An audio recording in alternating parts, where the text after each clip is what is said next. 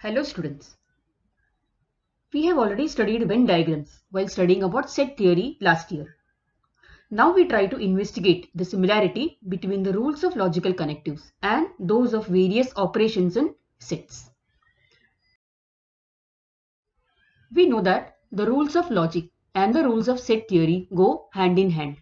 This we have already seen in an earlier lecture where I have shown you the table whereby compound statements and the corresponding sets are related to each other. Now the negation of a statement corresponds to complement of a set. Disjunction corresponds to union of two sets. Conjunction corresponds to intersection of two sets. Conditional corresponds to subset of a set. And biconditional corresponds to equality of two sets. Now suppose there are two sets A and B. One of the possible relationships exist between A and B. In the first case, as you can see, A is a set, smaller set. All the elements of A are also present in B, which is a bigger set. Thus, we can write A is a proper subset of B. Vice versa, if B is a smaller set, then we can write B is the proper subset of A. Suppose A and B have same elements, equal elements. Then we can write A is equal to B. Then similarly, if A and B are not subsets of each other, but they have something in common as shown by the shaded portion over here. In this case, we can write A intersection B is not equal to empty set. Phi, that a Greek letter phi, that is an empty set. Thus, A intersection B is not an empty set in this case. In the next case, A and B are not subsets of each other and also A and B have nothing in common between each other. Last year, we have studied that such sets are called as disjoint sets. So in this case, A intersection B is equal to phi or an empty set. Now always while constructing a Venn diagram, we have to keep certain things in mind. There has to be a universal set known as U and two sets maximum you will be given. You can name them as anything, say X and Y, which are subsets of U. Some generalized statements which will help you in drawing Venn diagrams. Suppose you remember these statements and the corresponding diagrams. You can do the sums in no time at all. The first case, all x's are y's. In this, there are two cases again.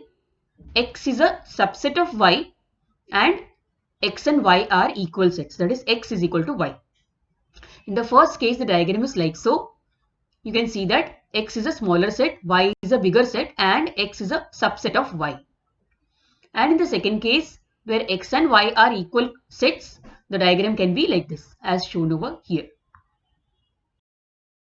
Going further, the next case, that is no X's are Y's. That means X and Y have nothing in common with each other. In this case, you can draw the diagram this way. The conclusion which is written down is very important. In this case, you write X intersection Y is equal to phi. The next case, some X's are Y's. That means X and Y have something in common with each other.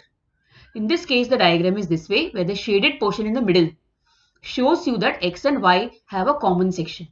And in this case, the conclusion is X intersection Y is not equal to phi.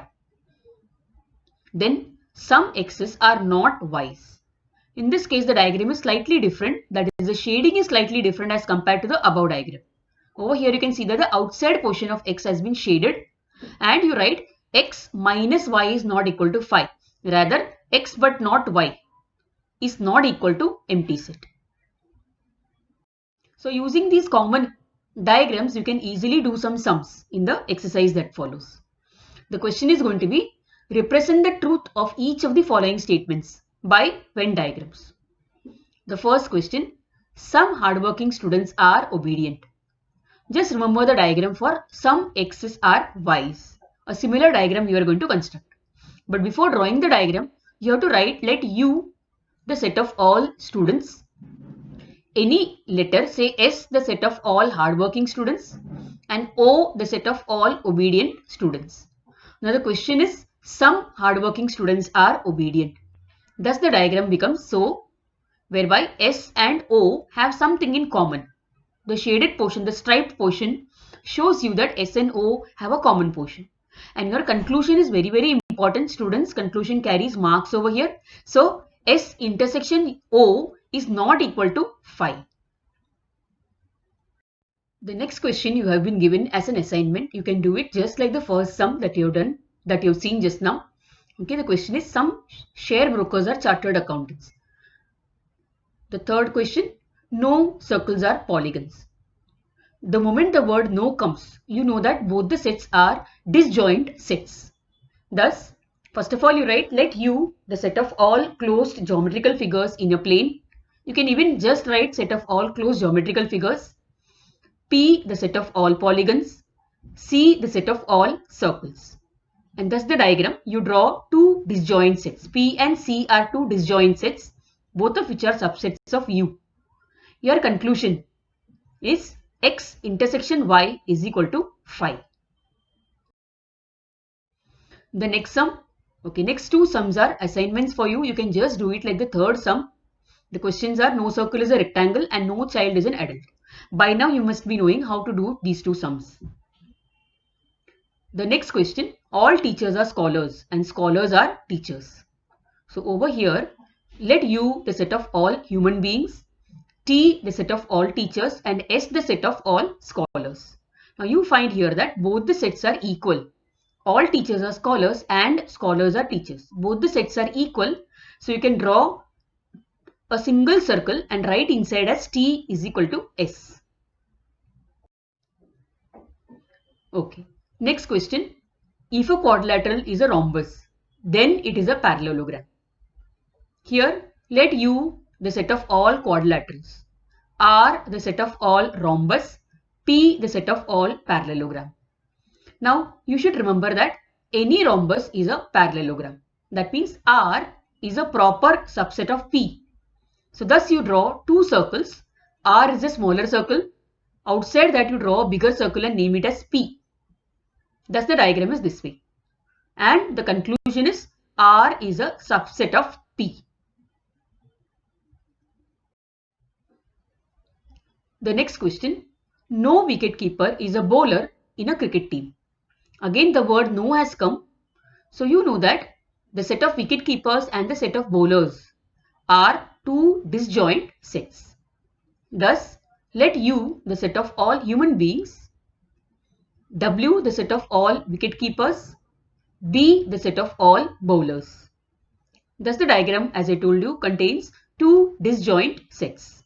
And your conclusion is W intersection B is equal to 5, that is an empty set. Next sum, some non-resident Indians are not rich. So let U the set of all human beings, N the set of all non-resident Indians, and R the set of all rich people. So in this case the diagram becomes this way, whereby the outer portion of N, which is not common to R, has been shaded, and the conclusion is N minus R is not equal to 5. Now the next two sums, that is, some isosceles triangles are not equilateral triangles and some persons are not politicians. Both of them are assignment sums which you have to do in your notebook, just like the ninth sum. The next question, if n is a prime number and n is not equal to 2, then it is odd. Now what is a prime number? A prime number is a number which can be divided only by itself. For example, 2 is a number which can have only itself as its divisor. 2 can be divided only by 2. Similarly, 3 is another prime number which can be divided only by itself. We have other prime numbers like 5, 7, 11 and so on and so forth. 2 is the only even prime number. All the other prime numbers are odd numbers. Thus we have the universal set, that is the set of all real numbers, P the set of all prime numbers n, where n is not equal to 2. That means except 2, all the other prime numbers are coming in this set, and all the other prime numbers are odd numbers. And O is a set of all odd numbers. Obviously, P is a smaller set and O includes all the elements of P. Thus the diagram is this way, where P comes inside O, the shaded portion shows us the required number of required set that they want us to represent. Here we write P is a subset of O, or P is a proper subset of O. The next question is an assignment. If n is a natural number, then it is a whole number. You can try it out in your notebook. Now students, this part of the lesson is the most important part. Venn diagrams has always been asked in the board exam. Each year at least a question comes from Venn diagram, and the question comes for at least 3 marks or even 4 marks sometimes. So you have to be thorough with this particular part. And I hope you all are completing your notebooks, and wherever doubts arise, please feel free to WhatsApp me and ask me your doubts that is there. In the next lecture, we will start with the next lesson in your Maths 1 portion that is there. Till then, bye students.